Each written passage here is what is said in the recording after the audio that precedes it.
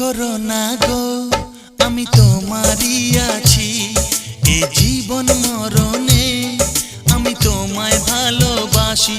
আমি তোমার ছায়া হয়ে রব তোমার পাশাপাশি।